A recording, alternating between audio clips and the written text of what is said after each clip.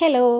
അങ്ങനെ കല്യാണ തിരക്കുകളാണ്. ഒപ്പരം രണ്ട് ഫ്രണ്ട്സിന്റെ കല്യാണം വന്നു കഴിഞ്ഞാൽ രണ്ടിനും കൂടണമെങ്കിൽ നമ്മൾ കുറച്ച് റിസ്ക് എടുക്കണം അല്ലേ?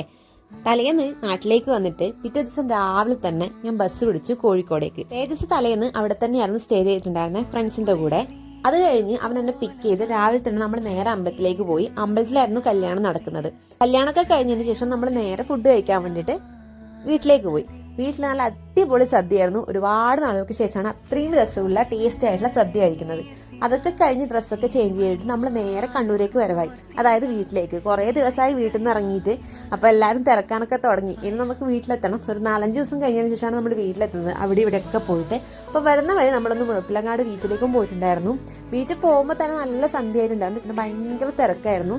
അങ്ങനെ നമ്മൾ അവിടെ പോയി കുറച്ച് സമയം ഒന്ന് സ്പെൻഡ് ചെയ്യുമ്പോഴത്തേക്കും നല്ല ഇരുട്ട് വന്നിട്ടുണ്ടായിരുന്നു. അവിടെ നിന്ന് അങ്ങോട്ടേക്ക് വീട്ടിലേക്കുള്ള യാത്ര എന്ന് പറയുന്നത് ഭയങ്കര ബുദ്ധിമുട്ടായിരുന്നു, കാരണം നല്ല ട്രാഫിക് ആയിരുന്നു. അപ്പോൾ ഓക്കെ, ബൈ.